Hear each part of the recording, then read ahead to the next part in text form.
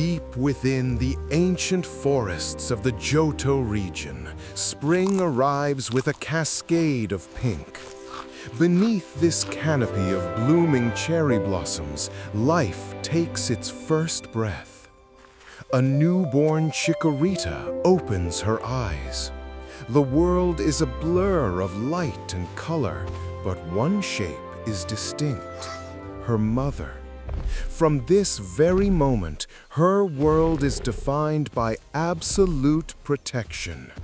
The Meganium is a titan of this forest, a guardian who never leaves her side. For the newborn, every sensation is a discovery.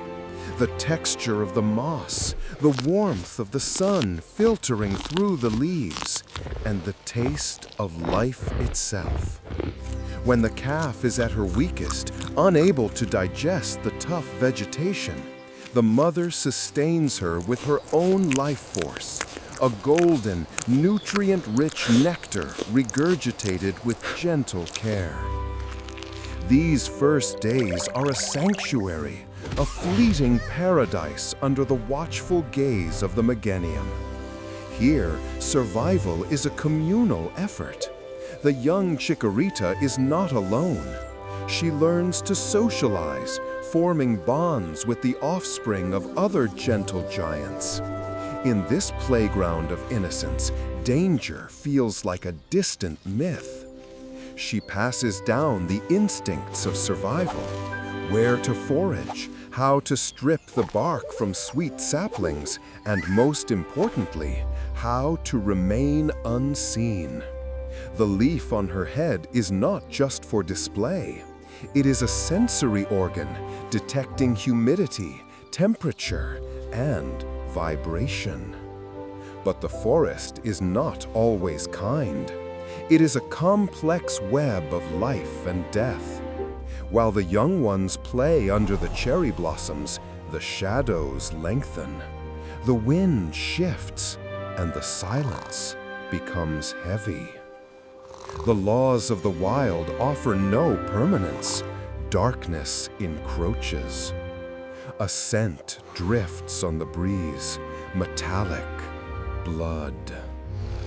A Tyrantrum, an apex predator, a relic of a forgotten age, has caught the scent. His scales are like cracked earth, his hunger insatiable. He does not hunt for sport, he hunts to survive. And today, he has found the nursery. The Meganium senses it first. A deep, guttural rumble vibrates through her chest, a warning. She steps forward instantly. The playful atmosphere evaporates. She places her massive frame between her offspring and certain death. Her flower collar flushes a deep, warning red. The clash is violent, brutal.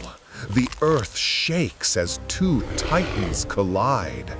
Dust and petals swirl in a chaotic dance of survival. Yet, the outcome is written in the dust. The mother knows she cannot win this fight.